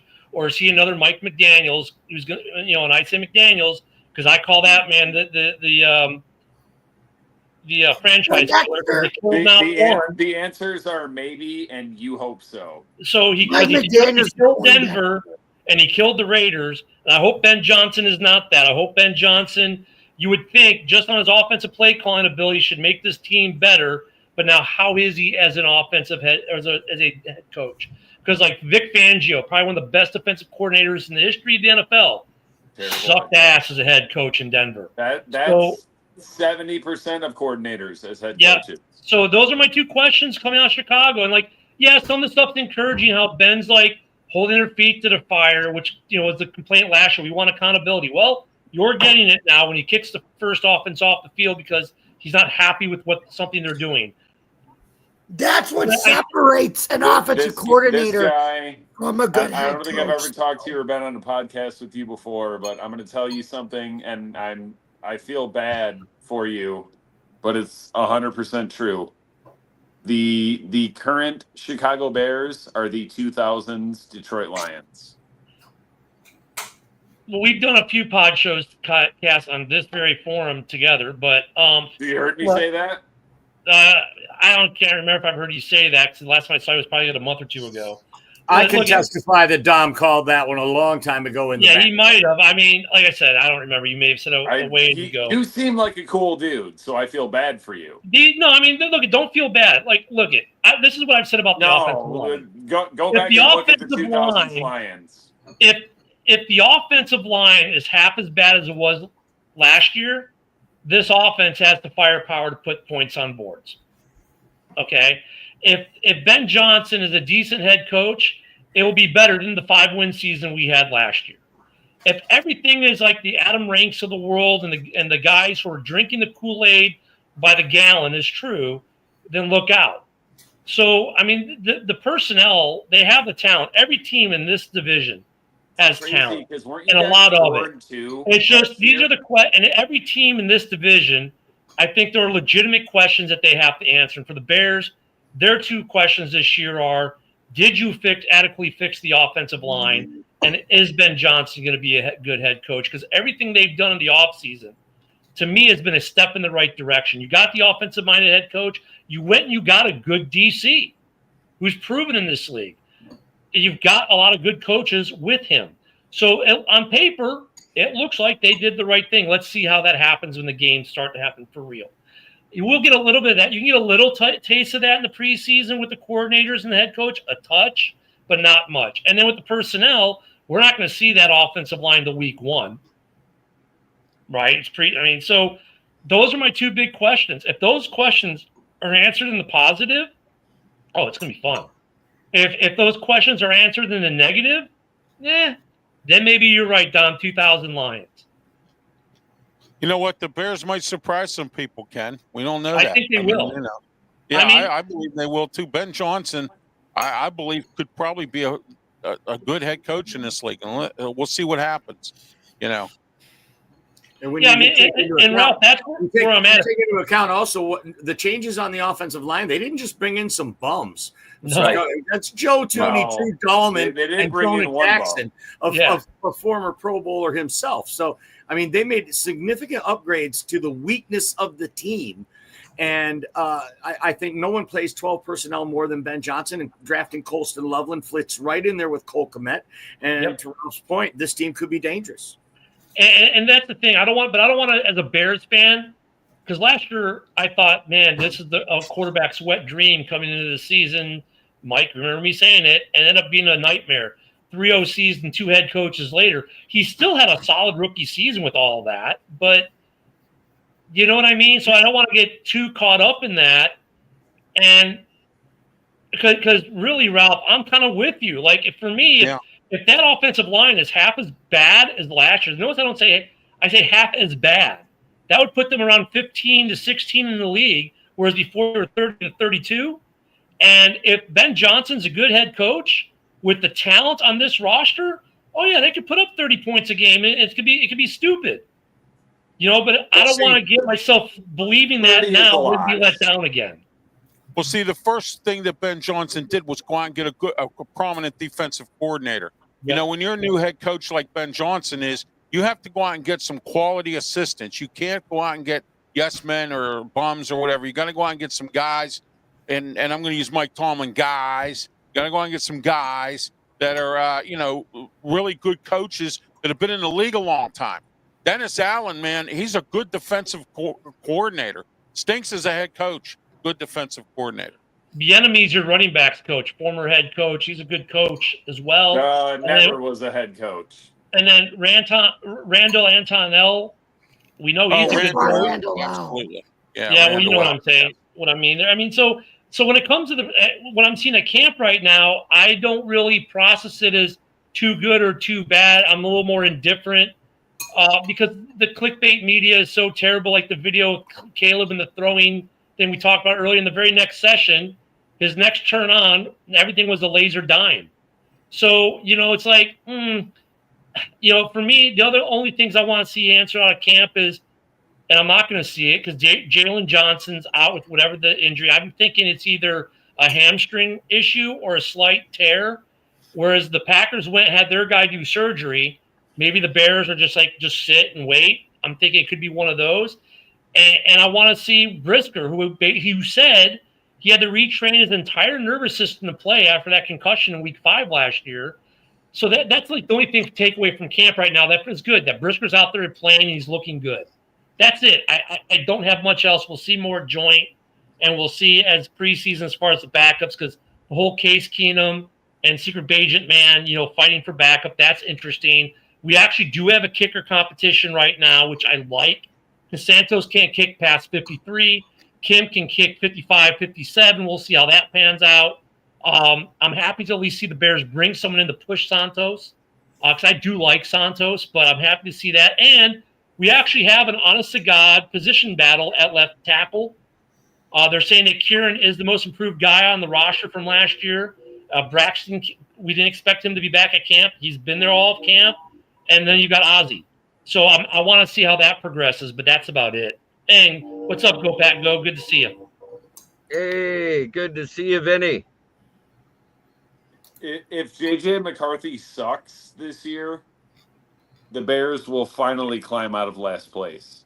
I'm doubling down on my prediction from last year, which says Lions win the division by 1 game or a tiebreaker over probably Green Bay, maybe Minnesota, and then whoever sucks in last, maybe Minnesota, maybe Chicago. Look, it's sucking in last place in this division. I'm not going to disagree with you on this, but I'll say this.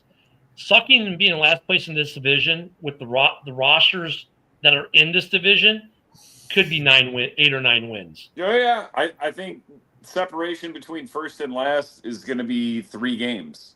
Yeah. 4 tops. But I said that last year. Some of these teams have to get lucky, and sometimes it's better to be lucky than good. I mean, if some of these teams get lucky, other team has an injury or bad injuries. I mean, look at Detroit. They had injuries going into the playoffs, and they ended up losing. So I mean, things like that could happen, and the Bears could get lucky this year. Minnesota could get lucky, but we'll see. Yeah, for me, it's like flip a quarter. Who's going to win the division and flip a quarter? Who's going to be in last place? Dude, go flip a quarter. Yeah, how many games did the Bears lose last year where there was on the last player, it was, right there within 1 score? I mean, if some of those go their way last year. Between good teams and bad teams. Yeah, but I mean, a lot. And look at what Mike is saying, though, that was with the shitty coaching. I mean, the Bears went through 3 offensive coordinators, 2 head coaches.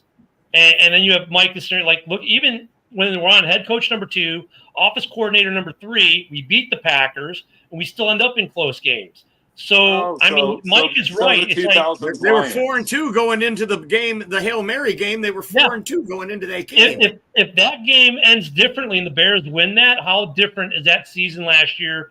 And could Eberflus still be the coach? Who knows? But everything unraveled after that game for sure, Mike. It did unravel after that game for sure in epic proportions.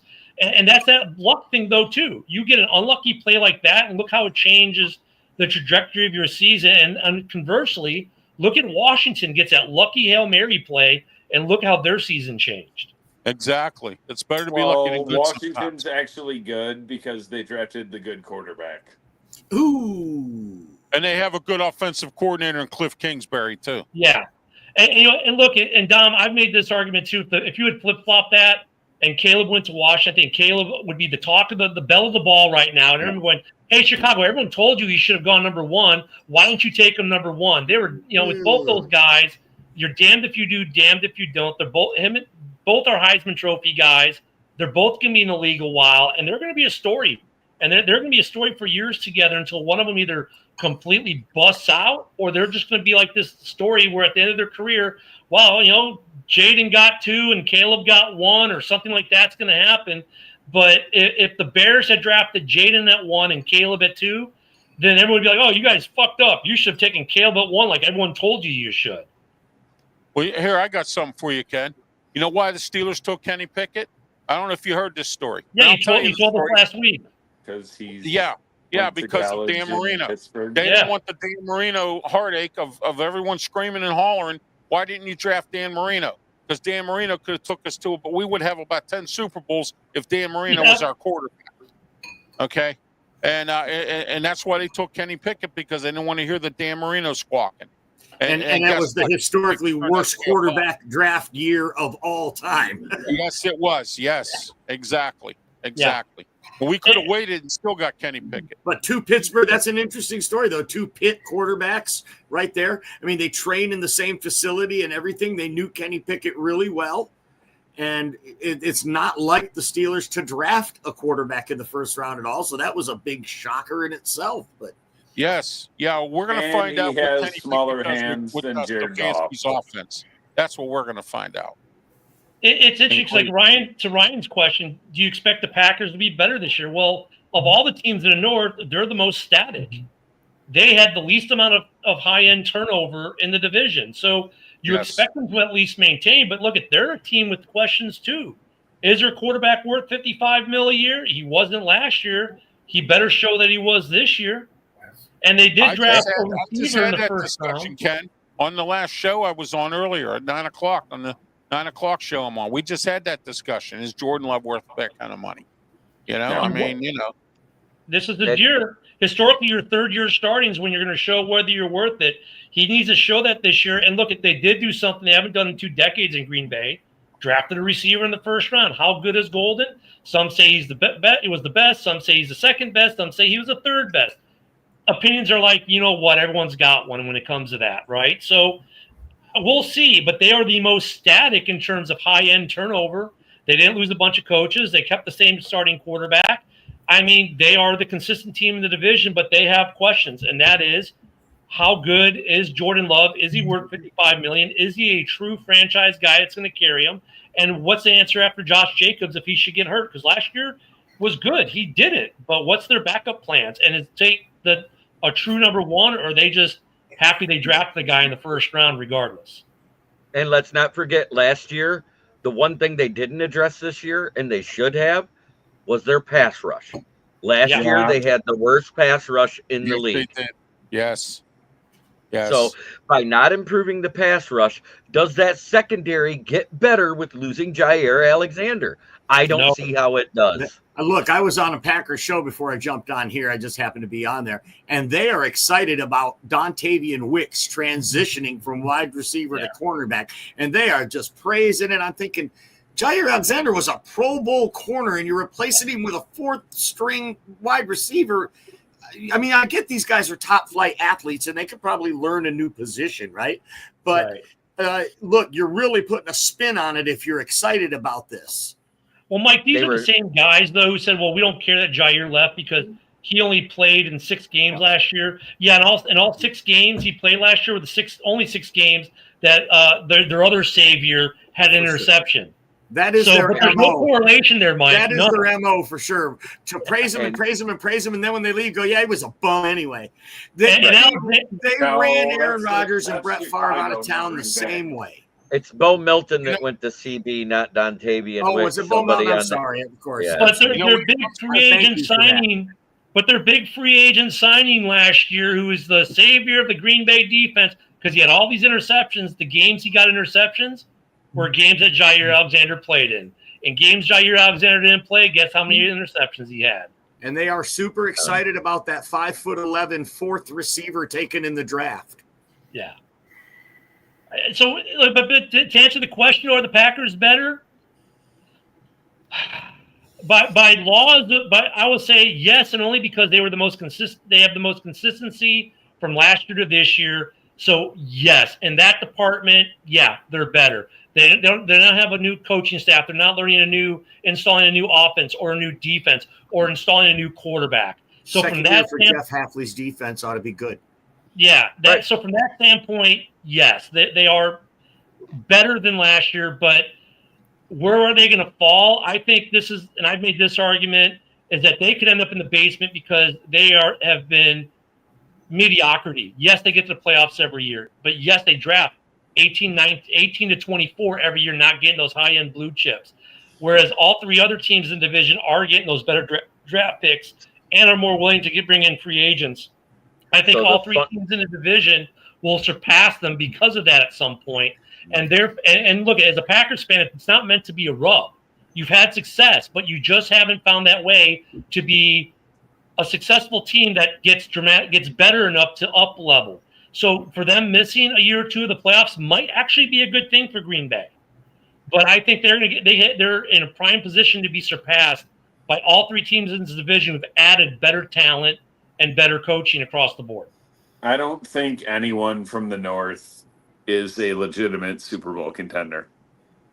Well, according to the odds makers in Vegas, the fifth best odds right now is the Lions. Fifth best? Yep. In the NFC best or in the league? In the league. No way. Yes. With who ahead of them? You already know. The Chiefs. Suspects. You already know. The Chiefs, the Eagles, the Bills, and the Ravens. That's who's ahead of them. That's it. The Chargers are sixth. The fucking Chargers. The Chargers. I thought the Rams were sixth. Nope, they're seventh. Yeah. They're seventh on the latest one. And really, don't sleep on Tampa Bay either. And Tampa Bay's eighth. No. Yeah. Tampa Bay's eighth. And I'm trying to remember who was Broncos, ninth. Too. Yeah, the Broncos were ninth. And then, nobody can dispute that Joe Burrow in that offense. And then the Packers were 10th. Yep. That's where it ended. The question with Cincinnati is their offensive line. You know, they got blown away in the Super Bowl because they have a poor offensive line. They're very bad at drafting offensive linemen. And Burrow's going to get killed if they don't get a decent. It's not even that they're bad at it; they just don't do it. No, but they can go sign another tight end. You know, it's like, and they have no defense. So they're right now their theme and Cincy is yes, Joe is going to put up 40, and we're going to hope that the defense can limit you to 35.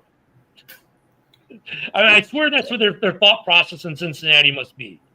I'm pretty sure they set some sort of record last year for the number of times they put up like 30 plus they points. Did. Yeah. Burrow had like 3 or 4 games in a row like that. They should have still made the playoffs, but they because of how their season went by scoring that many points, but they gave up almost as many points every game. The defense, the only thing they won 9 games on was the games where Trey Hendrickson had 3+ sacks. Go look.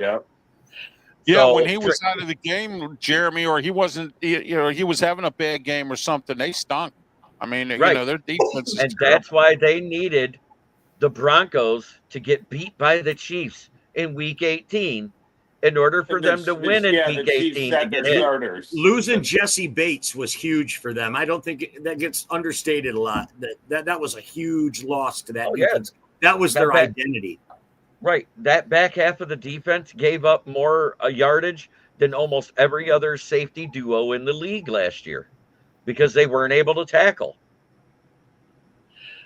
I don't know if I agree with Ryan's take there. Tampa has Baker. They're stuck with mediocrity. I mean, look at Baker Mayfield. I said this the other day. I think it was last night on open mic for Driving the Top.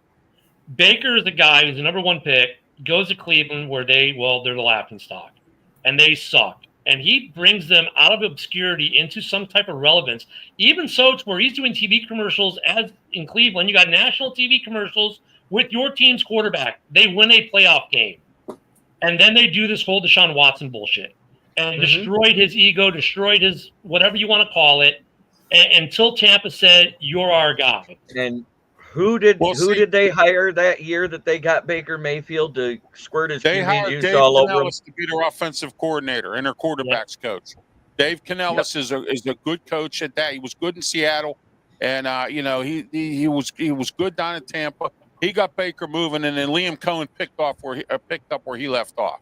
And the proof of that was Geno Smith that same year. The Seattle Geno Smith play degraded without Dave Canales there. Right, you're exactly correct. And now he's got a big contract again down with the Raiders. I definitely would call. Yeah, and Broski throws up those stats from last year. Baker's not mediocrity. Yeah, I know. No, and had Cleveland not done what they did, we might. Two good coaches, Ken. That's the interesting thing, Yep. Well, Ralph, what do you think Cleveland would be like if they had not done what they did? If they would have stuck with Baker, we might be talking about them being perennial favorites to be in the Super Bowl. Yes, absolutely. And you know what? They've made mistakes on quarterbacks for years. Tim Couch. I mean, how far back do we need to go? I mean, Tim Couch right there is the biggest bust of them all. When it comes to the Cleveland Browns, they can't find their way out of a paper bag, and I think this is it for Stefanski. I think after this year, I feel sorry for Stefanski because from everyone I do too. He's a good coach, but it's just great coach. The rest of their roster has been really good for several years. Now it's time to go. Legit. Now it's time to go over the last team that we haven't talked because it's the one where we have the most fans because I wanted everybody else to get their camp news out, and that's the Lions. Number one, all three players that were injured, they were minor. Dan Campbell says they'll all be back within a week. The one that is the longest is 10 days, and that's Lovett, the small wide receiver that's been our kick and punt returner. The other big news is that working with the first team, instead of Tim Patrick at the 3, it's Isaac Tesla. I like the dude's name. I like his name too because I liked what I said when we drafted him when they said it wrong at the draft. You remember that, Ken? They said, and they draft Isaac Tesla, and I said, look, the Fords bought a Tesla. You got a Model X. The all-electric Isaac Tesla. Or the hybrid plug-in or whatever. That's what Chris Berman would say about him. Yep. Hey, JB, go ahead and finish. I'll then ask my question. The other is Kirby Joseph and Amik Robertson finally came back to practice this week. So they're back. Taylor Decker's back at practice this week, and that's going to make our offensive line better going into the season. But Isaac Tesla was given the nickname by Moton Mitch of Vanillatron. I like what the Lions gave him better. They call him Coleslaw. The reason why is because if you leave him open, he sits out and does bad things. I gotta tell you, Jeremy, Dan Campbell's picking up where he left off with coaches. All right, he's got Hank Fraley from he played at Robert Morris in Pittsburgh. He's got Bruce Gradkowski, who was the offensive coordinator for the St. Louis Brawlhawks. Okay, or whatever it's called. Battlehawks. Yeah, or whatever. It is better. He also has Mark Brunell as his quarterbacks coach.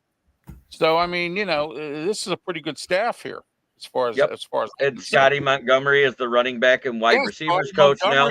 He coached he was with the Steelers. Yes, he was. Yes. Here's my question, JB. David Shaw. I mean, come on, the former head coach at Stanford. I mean, he really has a staff here. And Johnny Morton, that was actually a part of our staff at the beginning of the 2022 season when we built the playbook with Ben Johnson and Goff and left to go to Tampa Bay, then left to go to the Broncos with Sean Payton. You got to say Morton's nickname that Broski gave him, Morton Salt Company. My question, though, JB, is after the Hall of Fame game, are there still Detroit fans who think Hendon Hooker should be the starter? Because honestly, I don't even know how the dude still has a job. I honestly, because he went 50% and only threw one pick instead of like Kyle Allen that made Tim Boyle, David Blau, and Nate Sutfelt look good in that first half.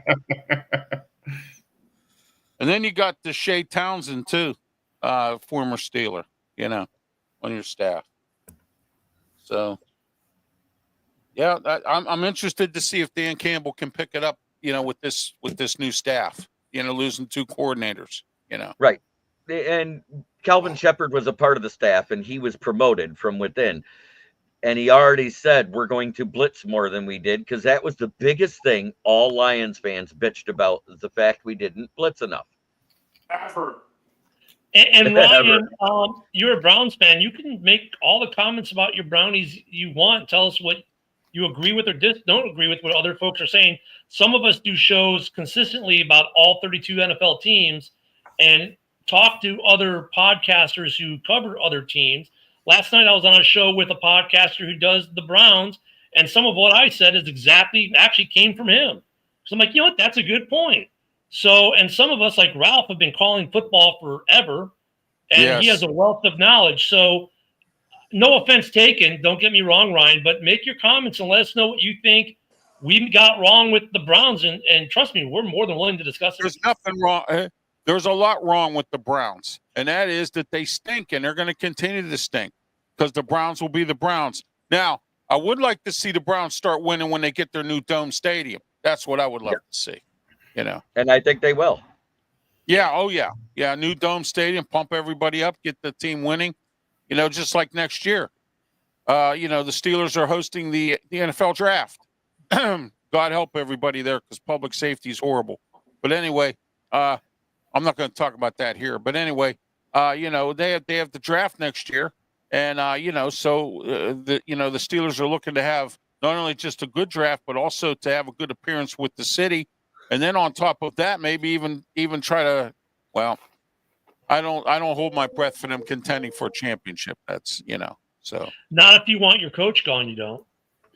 No, not at all. I don't see Stefanski lasting after this year. I think he's gone if they go 5-10 or whatever, you know. So. And it really I think Stefanski's a really good head coach. I think his GM and ownership have done more to sabotage that program. I think it's the GM. I don't think it's ownership. Jim Haslam's a very good owner. I mean, he was the minority owner with the Steelers for a while, and he got out because he couldn't get Tomlin out. The biggest downfall that I saw to the front office of the Browns was the year after we fired Bob Quinn. They waited till just before the draft to hire Bob Quinn as an assistant GM. And I swear to God, I think it's because the GM said, as long as he picks anything other than an offensive lineman, we don't take him. Yeah, I mean, and you know, when you go to Deshaun Watson, the ownership had to blast off on that. And I get that Deshaun Watson and with the Texans was not a terrible quarterback, but neither was Baker at that point. And that's why everyone across the league was just like, what the heck are you guys doing there? And look, we see it now that Baker's having more success again with Tampa, and he does Baker things that are in the positive. And like, honestly, if Baker stayed in the Browns, I think with that defense and Baker at quarterback, I think that Browns team is a perennial playoff team, and we might have even been talking Super Bowl at this point about them. Versus Deshaun Watson was overkill, because even if Deshaun Watson was as good as he was for that 1 year with the Texans, the Browns' success was based on Nick Chubb and defense. You didn't need Deshaun Watson. You would have been just fine with Baker. And with after you did the money and everything, the circus that came to town, you set your team back 3, 4, 5 years easy. And I agree with what Ryan said right here. Stefanski is actually safe. I think the GM is not. Yeah, I would agree with that too, but at the same time, if the GM comes in and doesn't agree with Stefanski's scheme, they want their own coach. They'll want their own coach. That's how that works. A new GM always wants their own coach. That's the Bears. College team always and their own quarterback. And their own quarterback. But they do have a lot of picks for next year too, because of that trade that they made, trading the number 2 pick. Yeah, I mean, I guess there is a possibility if the new GM just really digs Stefanski. Sure, there is that possibility. It's a rarity, but even look at Chicago. Like Poles, finally, this is his head coach this year. A lot of people go, oh, but Lieberflus. No, he was given a list of 3 people, and they said, here, hire one of these 3 that we have vetted and interviewed. And oh, by the way, you have 12 hours to give us an answer, so you can sign the contract, and we have a press conference. So, I mean, there's a lot of argument. That's the other part. Poles didn't even want Flus back last year. Stefanski's got an uphill battle, even with the new GM. Even if I'm the incoming GM and I like Stefanski, The first time we have a disagreement, that's boom, you're gone. See ya. It's just exactly. Yeah, they want their own guy, and it's unfortunate for Stefanski because even watching him on Hard Knocks, I think the players respond well to him. I think he's a really good head coach, and he doesn't blow shit out of proportion. He just has a bad front office. It's as simple as that. I've said this many times: scouting, front office, and coaching. If you don't have any of the three of them, you're done. I mean, it's as simple as that. Make Stefanski the GM. What if you make Stefanski the GM? Front office. Yeah. Then Stefanski would know it's safe. That doesn't work unless you're Bill Belichick and you've signed a blood oath with Satan. Yeah, it's just I feel bad for Stefanski, but look, I think if Stefanski gets fired in that situation, that guy has a head coaching job as soon as he wants. Hey, I'll tell you what, we do have an understanding. We both have the same problem. We both have not been in or won a Super Bowl. Yeah. So. And Ryan's last comment, I totally believe in. And even non-Lions or non-Browns fans, I like Stefanski. As a Bears fan, I think he's a great head coach. And last year, when we knew after we fired Eberflus at midseason, I think Broski can attest to this. I think JB can attest to this. I said I was hoping you guys would fire Stefanski because he was a guy I wouldn't mind the Bears firing. Like, let the Brownies mess up and let the Bears get. Yeah, you fired Eberflus, and then you didn't fire Poles, and then you gave him an extension. Well, yeah, because now he's married to his head coach because this is his head coach, whereas Eberflus wasn't. But I was saying last year, trying to keep this about the Browns, not the Bears, that I was hoping last year the Browns would fire Stefanski so Poles could hire him. I was hoping Stefanski would be the next head coach of the Bears at one point there. I was salivating over that. You said that the week, and I told you, I said, I remember after that Thanksgiving Day game, I said, you watch before Tuesday, Eberflush will be fired. Hey, I had 105 years of Bears history backing me up that they'd never, ever in their history had done that. So I don't feel bad about saying, hey, they'll wait to the end of the season. But they set a new trend, which is great. At this point in time, that's not a good thing. Again, 2000s Lions. Okay. At any point, I still like Stefanski, and I was hoping the Brownies would mess up and fire him. And because it's the only time not only in my fandom or viewing life, the only time in our franchise history we've had the same GM, head coach, and starting quarterback for 5 years is right now. And that's the only thing I said when we hired Campbell and Holmes and traded for Goff. I said, I hope they're all still here in 5 years. Here's the crazy thing. As good as the Lions have been since Dan Campbell's been here, who's the only team with the winning record against us right now? Or 500 or better? Is it? I don't want to say. No, it's not Minnesota, is it? It's not Minnesota. It's no not the Packers. Division. It's the Bears. The Bears are 500 versus the Lions since Dan Campbell been here. Wow. Oh, really? My team. Right, because remember they beat us twice in our first year here. Then they won one, and they won one a year for 2 years in a row. And last year they got the golden sombrero that we threw everybody in. And Dom, to be fair, with the you mentioned the Poles extension, it marries him to Johnson, and it marries both of them to Caleb. And much like Justin Fields, now you have a first-round quarterback in year 2 coming into a minimally a new GM, but a new head coach, I get that, but now that all three are married, and I think all three either will sink or swim together. So if Caleb ends up going, I think they all go. And I predicted it when he got drafted. I don't think Caleb Williams lasts in Chicago to fulfill his rookie contract. Based off what I saw last year, I'll disagree with you. I hope for your sake you're right, but I don't see it. So, I think he's got a new coach. I mean, he's got an offensive-minded coach. So maybe this time it might work. I mean, I I said on paper with the coaching staff that they got, Right. which should accidentally be better than last year. If they get less than 7 wins, Bears fans should revolt. Yep. No, I agree. I mean, look at I don't expect us to come out the gate blazing. I expect an adjustment period, but by the time they come out of the bye week, that should be a solid, good, really good football team, reminiscent at worst of the Lions team that when you first started to get that success, that a team that second half of the season that no one to play, that should be the Bears this year at I minimum. thought Chicago was going to win 7 or 8 games last year, especially after they started 4-2. Coaching, man, that and look, if you look at Washington, look at Chicago, which not just because of the Hail Mary play, but if you look at the offensive lines in particular, some people don't like PFF grades. I know Broski hates them, but talent level on the line, basically the same amount of talent on offensive linemen. But the coaching in Washington was far superior, and they got so much more out of that. So much more out of their lines. You can't go through, have 3 OCs and 2 head coaches and expect to be a good team. You just can't. And the fact that Caleb still ends up 5th all time on the Bears passing yards. 4,000-yard passer. Well, that's what I'm saying. And Caleb throws 3,500 yards last year, which is 5th all time in Chicago.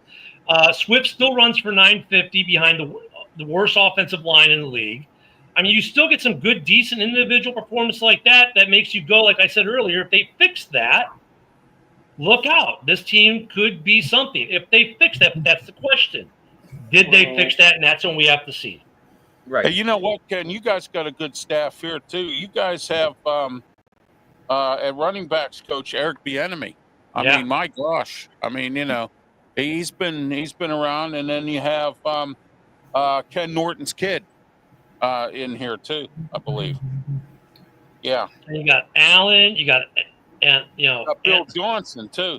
Yeah. They did good. They put good coaches around them. So that's what I'm saying on paper, but I don't want to buy into the Kool-Aid.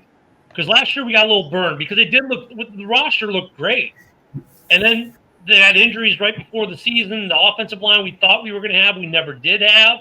And it was a nightmare. And so I don't want to get too much into that Kool-Aid. I'm going to be a little more pessimistic coming into this year, and I'm going to have more of a wait and see. But I think when it comes to this division this year, split the quarter. Who's going to win it? Who's going to lose it? And when it comes to the Bears, it's those. Every team has questions. If the Bears can answer theirs, 8 to 10 wins is definitely feasible. And the basement in this division could be 8 wins or 9 wins, easily. Yep, and Al Harris is a coach too. Yeah. Yes, Matthew Stafford, Matt Hasselbeck's favorite quarterback, wide receiver, Al Harris. We want the ball and we're going to score. Interception. So, I'm looking forward to this. And going back to the Browns, I know that's where we started this. Stefanski, man, you know what? I would hope, I like, what's his name down there in Miami? The other McDaniel. Yeah, Poindexter, yes. I love his press conferences. I love the dude. But in a way, if him and Stefanski get fired, I could see them just switching jobs. Well, either switching jobs or they're going to be an offensive coordinator somewhere. You know what I mean? Because, they're good offensive minds. Usually, unless they're absolutely phenomenal when they came into where they're at. And let's face it, I think Mike McDaniels has done a good job with what he has there, but he hasn't done enough. Right. He hasn't done to satisfy ownership. That's and I think the GM has hampered Kevin Stefanski. Yep. Well, I'll tell you a good one here. Years ago, they said Cordell Stewart was going to make Bill Cowher's career. Well, guess what? Tua's going to make Mike McDaniel's career. Okay, because Tua's hurt every year. You may be hurt every year, but that hits my wagon too. Here's the thing I got to say about Tua, and you can't knock it. He has been either number 1 to number 5 every year in completion percentage, regardless of the amount of games played. But you know what the problem is, JB? When the game is on the line, you can always count on an interception by him. Not only that, if it's a cold weather game, anything less than 40 degrees, they're losing. He's an small. interceptor. He's small and he's not great at anything, and he's one more bad hit away from speaking applesauce. Yes, he is. He's left-handed Dak. He's not great at anything. And don't tell me about completion percentage, because you know what? Sam Bradford once held the NFL single-season record for completion percentage. So I don't want to hear it. That's been beat more times than a redheaded stepchild. God, Sam Bradford, geez, which further proves it means nothing. And fuck you, Sam Bradford, for staying in college an extra year because he didn't want to be a Lion. Because you know what? Didn't want you anyways. Wow. Didn't we draft Stafford the next year? No, we drafted him the year before because Sam Bradford went back to school instead of coming out that year. Oh, so that year. Yep. No, wait. Yes. Somebody look it up. No, trust me, it's right.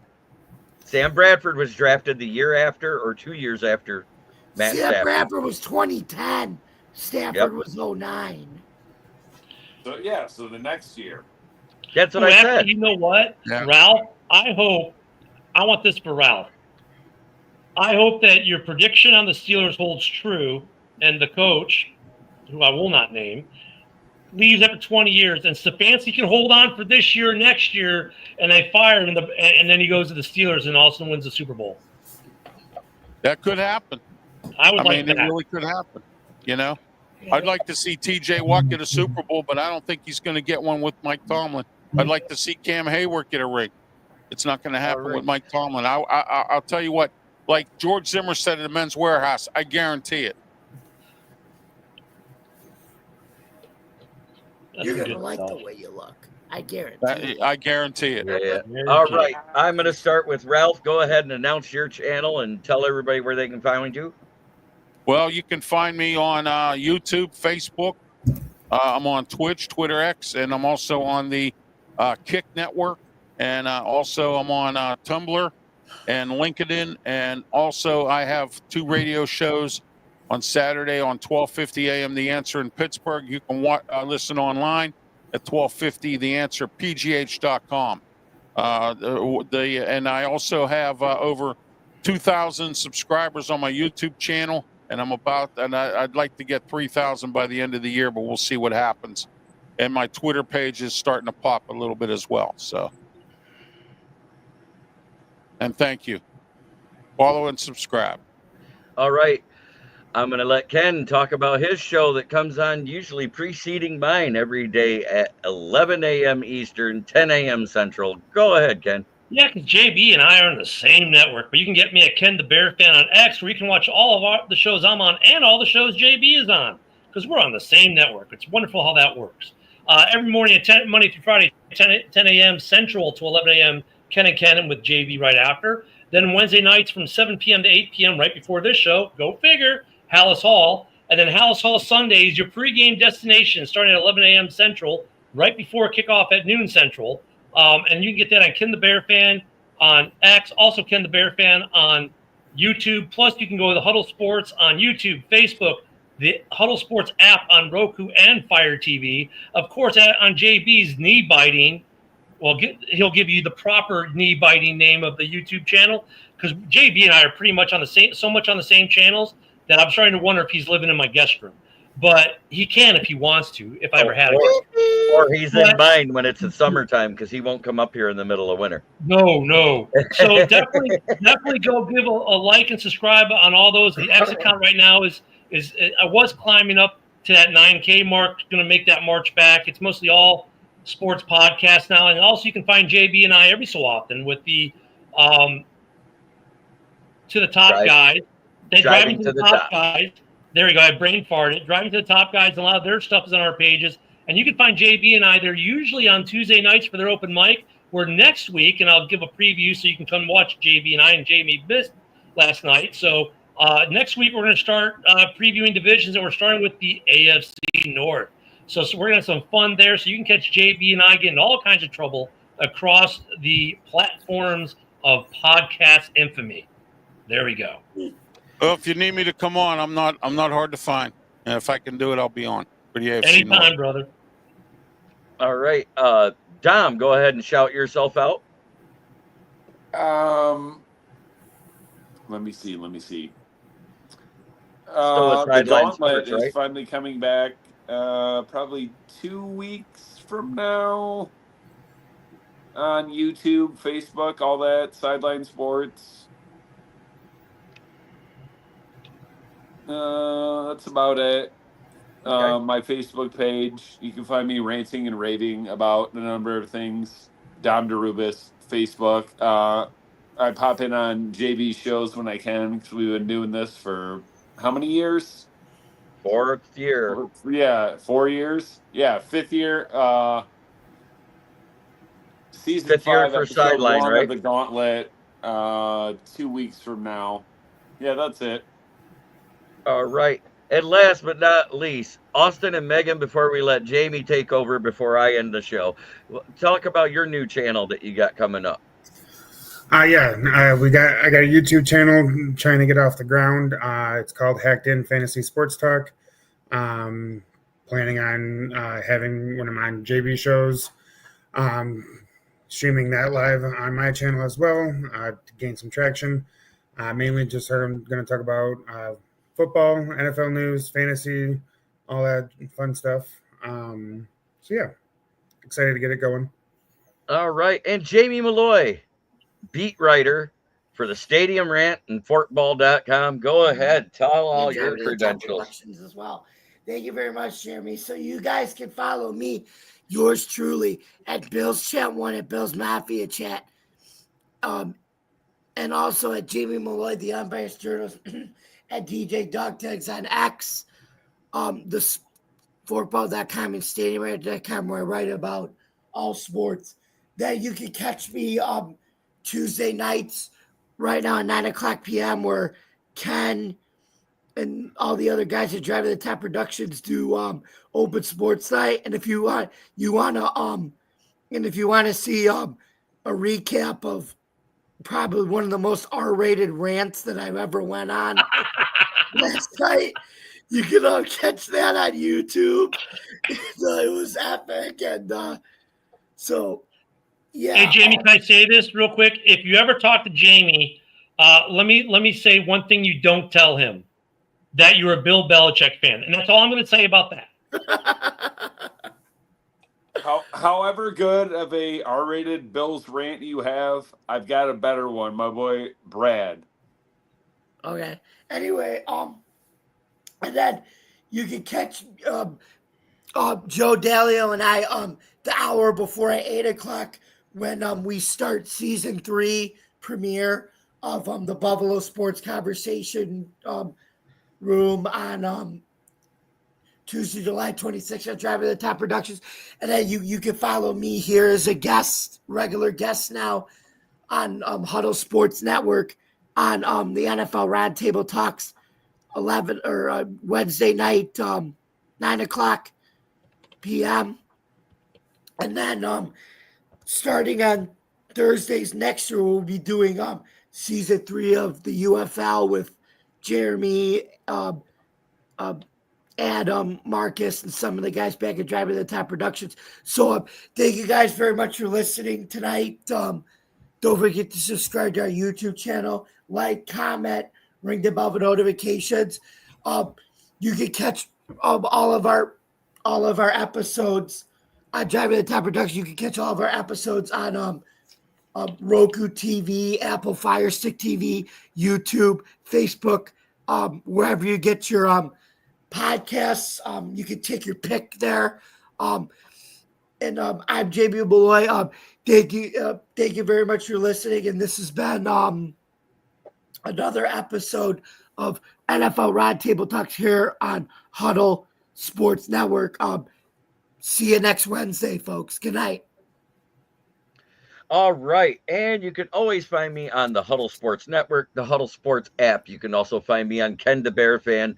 You can find me on Rob Haspel's Twitter as well. You can also find me on my channel on the Facebook page and on YouTube, which is Kneecap Biting with the Motor City Lions, where we talk, 9-10 times a week on my channel. And starting on week 1 on Saturdays, Austin Hacker and I are going to have our own fantasy football show. Yeah. So tune into that. We're going to be going over the top 5 ADP at each skilled position every week as it finishes throughout the whole season.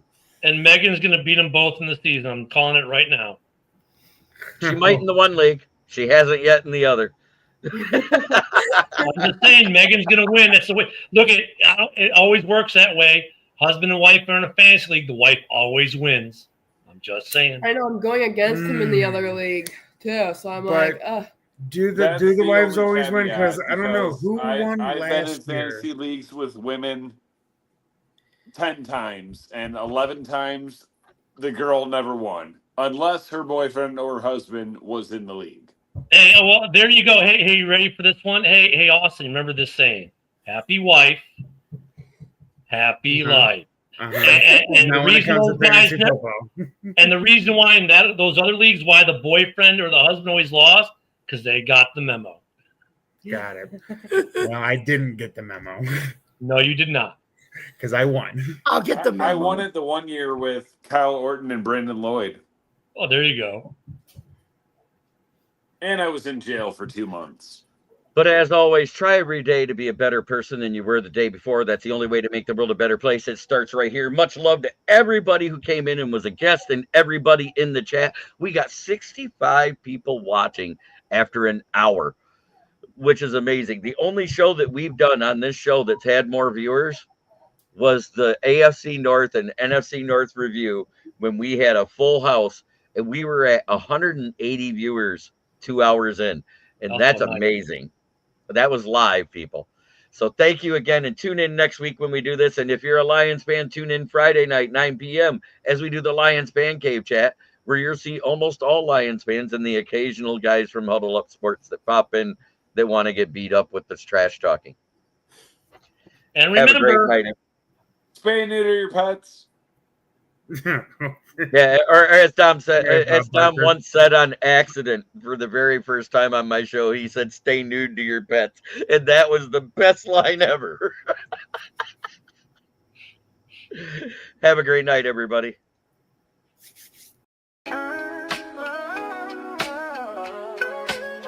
Yeah, yo, it's game time. Ain't no messing around. Huddle Sports Network, the best in town. From NFL rumors to the latest trends, we got all your sports. Just tune in, my friends. Catch us on Roku, Fire Stick, take your pick. Facebook, YouTube, where the action's slick. Daily shows that drop like a bomb. From 10 to 11, it's Ken and Ken. Stay calm. Huddle up, catch the vibe, feel the rush. Get your news, get your fills in the clutch. Over 27 podcasts, we breaking it down. Join the team, Huddle Sports, wear the crown. Live every weekday, it's how we roll. Lions Talk with Jeremy B, we taking a stroll. From 11 to 12, don't miss a beat. We break down the game, make the info sweet. The Daily Huddle Podcast, noon to 1. CST Zone, we're just having fun. Toss your doubts, we bring the facts. Tune into the Huddle.